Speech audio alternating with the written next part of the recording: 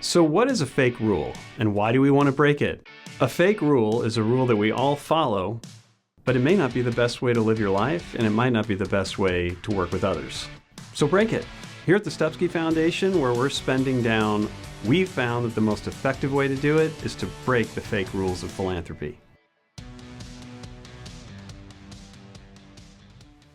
Welcome to another exciting edition of Break Fake Rules. This is our little show where we talk about how fake rules exist in our society, and if you break them, you might make the world a better place. And I am delighted to be joined today by one of the rare rule breakers in the donor world, Jennifer Risher. Thank you for joining us. It's great to be here. Yeah, I'm really glad you can, because what I really appreciate about the work you do is that you are going right at some key fake rules that have prevented capital from moving, charitable capital from moving, and I really want to talk about that today and spend some time on it. And let's start right there. What motivates you to do something that I doubt many donors think about at all? You have a donor-advised fund, so we need to explain what that is. And you actually choose to move money out of it, which is earth-shattering because most donors don't. And number two, not only do you move money out of it, you want others to do the same, and you incentivize them to do it. That's wild. I'm on the floor here. What's going on with you? Well, I didn't know it was wild. I am actually a rule follower in my life. So I walked into all this without knowing the rules. And I think that helped. Is that right? So, yeah. When I started, and you're referring to HalfMyDAF, right. When we started that, it was all about an emotional response. It was very human. And as a donor, I wasn't thinking about myself even as a donor. I was thinking about myself as an individual person in the middle of COVID at a time when there's more uncertainty than ever. So our hearts were going out to nonprofits, and we're looking at all the need, and we're like, what can we do? And I was already kind of doubling down on places I already gave and accelerating those 3-year gifts, but we could do more. So we discussed what to do. Like, should we just give to nonprofits? What do we do? And we had our eye on the money sitting in DAFs.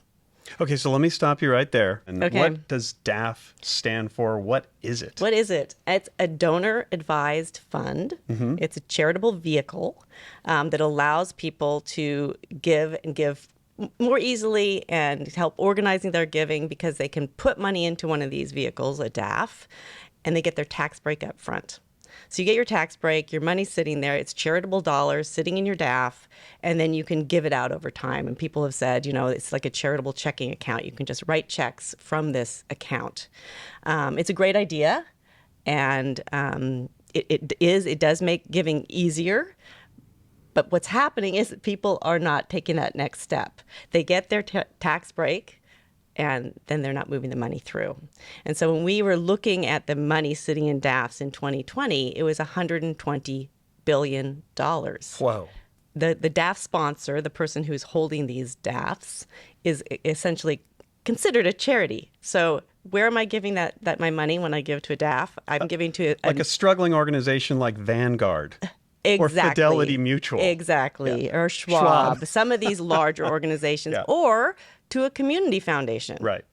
And these sponsors are seen as nonprofits. In fact, there's an article written that Fidelity is the nation's largest charity. I mean, Silicon Valley it just Foundation. Blows you backwards, right? Yes, because they're holding DAFs. And what are they doing? They're holding the money, and they're keeping the money sitting. And I didn't realize this until, when we started HalfMyDAF, I was like, well, let's partner with Fidelity and get this money moving. And I quickly, or not quick enough, but I recognized that the system is set up so that the money actually doesn't move because the incentives aren't aligned with moving the money. So let's go to it. Is it in fact a rule that the money should sit there and never move? It is not a rule. Oh. Well, I think the rule that I want to say is, or it's like the structure that is saying that a DAF is a charity shouldn't be, because I think too many people think, oh, I'm going to open a DAF. Right. And they're just by opening the DAF, I'm being charitable. Yep. yes, you have charitable intentions and you're earmarking that money for charity, but you're not charitable until you put that money to work somewhere, helping solve a problem or fulfilling a need or working on something that's on the ground. Absolutely. So how do you feel about money just kind of sitting in an intermediary space before it goes out? I hate it. I mean, it's it's very problematic. But I don't blame donors. I don't blame individual donors. Right. I blame a system that is set up to keep that money sitting. Right. And also a lot of systems that are working alongside the kind of the DAF system. The whole wealth management system contributes to the way things are moving or not moving. And so let's go back to you sitting in your backyard. You're holding this staff. You're concerned about COVID, and you make a big decision. What do you decide to do?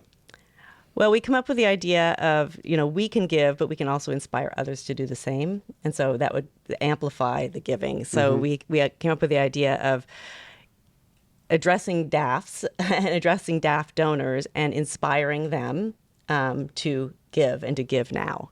So we came up with the idea of HalfMyDAF. We created a website. We started talking to people. We launched in May of 2020, the beginning of May, and told people, commit to spending down half of the money in your DAF, and anywhere you give will be eligible for a match from us.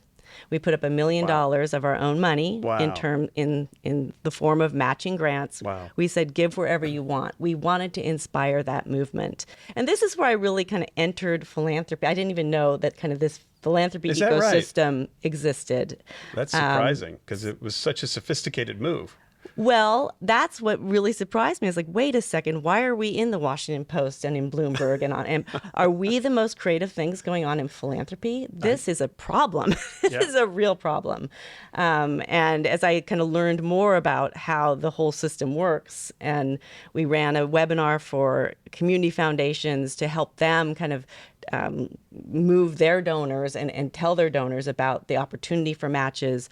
And we got a lot of pushback. We got a lot of scarcity mindset. At a moment of COVID, there was worry about, well, what if there's an earthquake or a fire? And people didn't jump on board, which was a really big red flag to me, like what's going on in this space.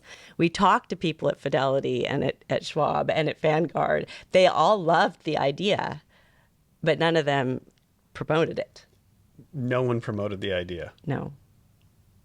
So this is where I kind of started to run up against rules that I felt like, well, why is this the way it is? And when we started, our intention was to move money and to get money moving at a time of need. We hadn't planned to do more than that until what we were doing, had such an impact and created so much buzz and moved money. We moved $8.6 million in five months that year. And we got so much amazing feedback from nonprofits and from donors saying, wow, this is the nudge I needed. This is getting me to talk to my adult kids and talk about our values and talk about where we want to give. It's opening conversations. And people started to say, well, when you do this next year, and we hadn't really planned to do it again. I mean, this was a one-time, a reaction. Right. But the more I learned, the more I realized how important it was to do what we were doing. Do you think people needed the match once they were learning about how charity works? It's such a simple concept, and it's so powerful for donors. I mean, there was so much excitement. It was sort of like winning the lottery. When we announced our matches, we could see donors going to the website and looking to see if the organization they supported got a match. And they'd write us, oh my gosh, 2 of our organizations got matches. Thank you so much. I mean, it was really exciting. Oh yeah, people loved it. And of course, the nonprofits loved it. And what we realized, when we first started talking to nonprofits about what we were doing, there was a whole kind of question of well, can we really ask donors? Can we ask donors if they have a donor advised fund? Can we talk to there was a lot of tiptoeing around donors, which I also thought, that's strange. And then I learned about this power dynamic, and obviously, the more I got into it, the more I'd say I learned that there were so many rules that were questionable, and I wondered why the structure was the way it was. Well, let's unpack that a little bit. What in your conversations with grantees, as a donor who I'm sure is seen as a much safer person to talk to, obviously they're telling you or asking you, can I actually talk to donors? What do you think grantees are experiencing out there when it comes to their engagement with donors? I'm hoping it's changing, but I think there's a lot of fear of donors, or fear of donors retracting their money. I mean, Yeah. it's such a I love that the fact that philanthropy is sort of moving more towards partnership, more towards relationship, a recognition that people who are closest to the problem understand the problem best and probably can come up with a solution that's better than anyone else can figure out. Yeah. And the kind of the equalizing, and I think even like elevation of the grantee or the nonprofit, because they're the ones doing the work. They're the ones dedicating their lives to solving a problem or to fulfilling a need. And I think donors are completely secondary, and they should be seen as, the donors should be begging nonprofits to be part of the equation, and hoping that they will accept a donation, because the real work's getting done on the ground with people who are closest to the problems.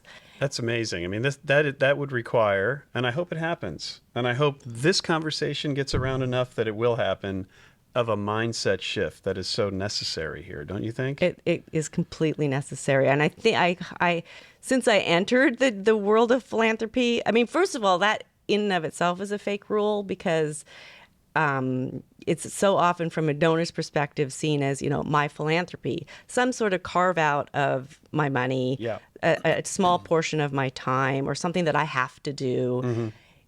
It really needs to be part embodiment of who I am as a human being.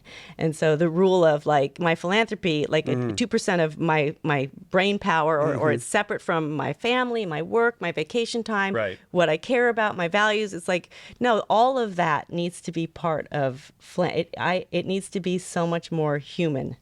Well said. Well said. Really well said. I mean, that it's what we do. It's what we do in our lives. It's how we should be. It's about being. It's about being. It's In about space with walking others. through the world. I mean, Yeah. when you kind of look at first of all, donor. I never walk around and think of myself as a donor. Again, this gets back to, I'm a human being Right. walking through the world. Yeah. I'm not a donor. Very good. And please don't think of me that way. And a foundation. Why do people open foundations? And this is part of the structure of what happens when wealth is created or wealth is handed down. The typical thing that happens is someone said, oh, wow, I have a lot of wealth. Yeah. What am I going to do with this thing? I've already spent what I want to spend. I want to put some aside because I want to be charitable, or I want to teach my kids, or I want to create a legacy. That is kind of the structure that exists out in our world. That's not the way it has to be. That's Right. not a rule. Right. It is absolutely not a rule. You do not, because right now you open a foundation and there's some status there, and you can talk Sure. about it. It's a carve out. It makes it a little easier. Someone else is going to be doing the work. It's what people know. So there's other ways. There are many other ways of handling wealth and thinking about wealth that aren't being examined. Whether or not you think of it as your money, should it even exist in the first place, these ways of kind of carving out money and setting it aside? Is there another way to think about what to do with money that exists in this world? Because there's a lot more being created. Right. Shouldn't it be flowing out immediately? Should we be thinking about different ways of activating it now? Should we be thinking about ways to give people status and power around the money they move? I mean, one of the biggest... That's a fascinating concept. One of the biggest rules I think of is assets under management. Yes, I hear it all the time. I Yes. hear it in my banking. I hear Yeah. it in philanthropy. And Yeah. I taught one of the times I hear it most, I talk to a community foundation, the first thing they tell me is their assets under management. Right. And what I want to hear is assets under movement. I want to hear how much money's been deployed, how much money's been put to work. I want that to be the benchmark of what people are proud of. So when I talk to someone and they say, yeah, I'm from X foundation and I'm from X community foundation or whatever, and I move $200,000 a year, or I move $20 million a year, or I move $1 billion a year, That's what needs to be the benchmark, not how much you're sitting on. That's outstanding. Well, it's not that. That's the measure. You're right. It's not crazy. It's not. It doesn't take a brain surgeon to figure this out or to see the problem. So I think you're really onto something with breaking rules, because it's really breaking down the structures of the way things are always done. There's so many of them that set up the system. Let's take a second to talk, because you're an author. What did you write about? What's the story you tell? I tell my story, and I wrote a book called We Need to Talk, a memoir about wealth. So I got really lucky. I joined Microsoft when I was 25. I met my husband. At the time, I got stock that was worth hundreds of thousands of dollars. David's stock was worth millions.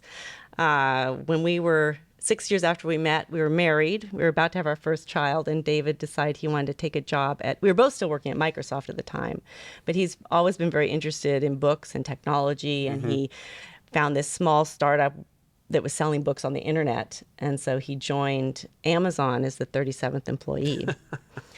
How have they done?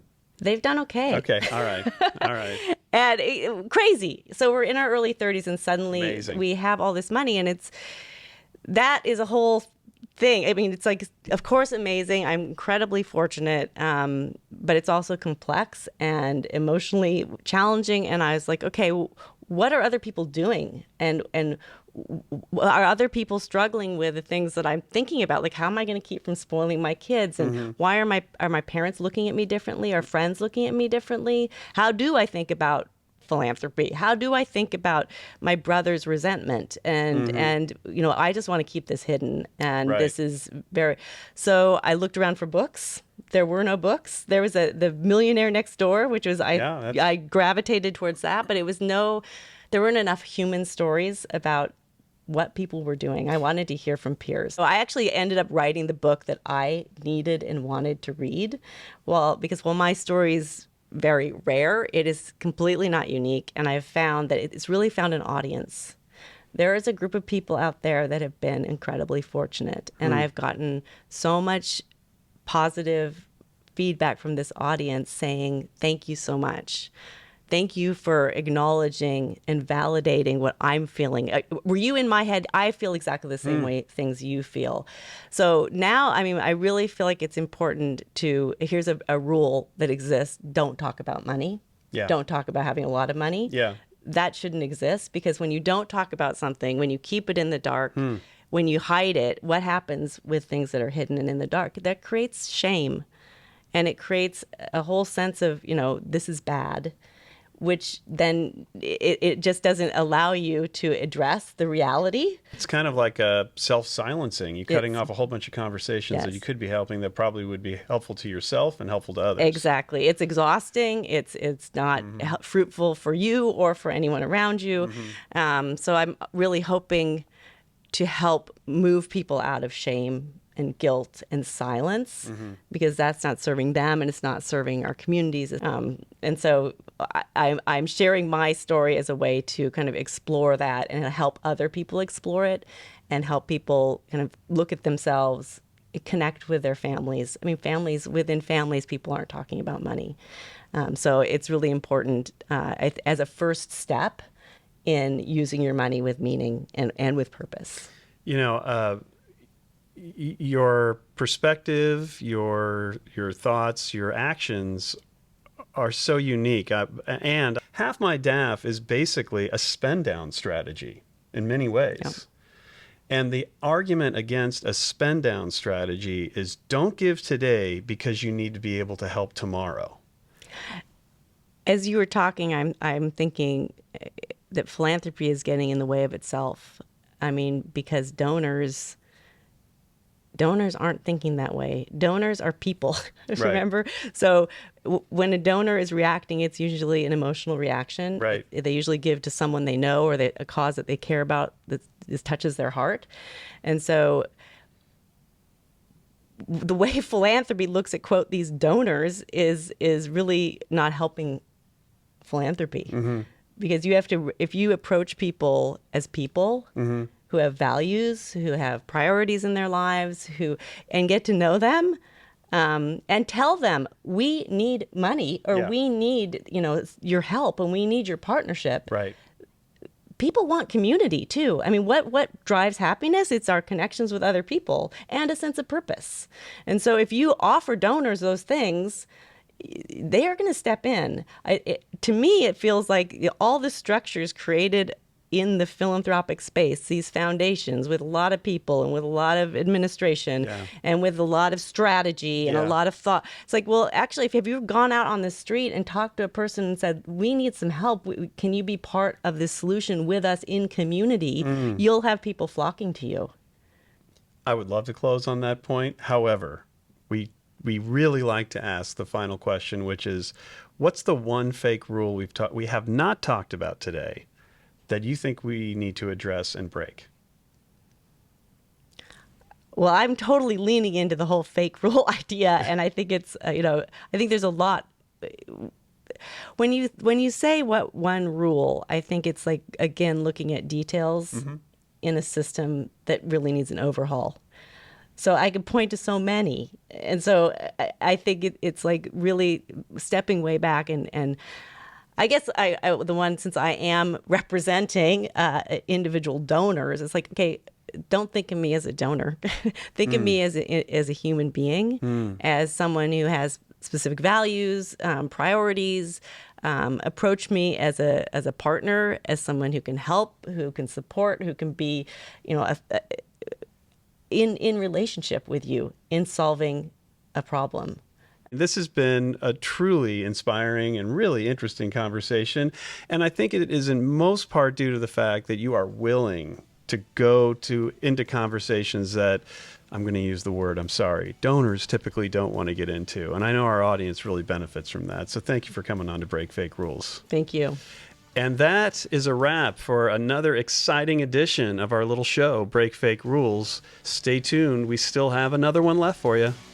Next time on Break Fake Rules, get ready for another election of our lifetimes with political leader Julian Castro. You know him as a presidential candidate, former Secretary of Housing and Urban Development, and today he serves as the CEO of the Latino Community Foundation. Hear Julian's thoughts on the importance of investing in the civic and economic power of Latino Americans and philanthropy's role in protecting democracy. We have so much more to share with you. So follow the Stupski Foundation's YouTube channel and join the conversation with me on LinkedIn.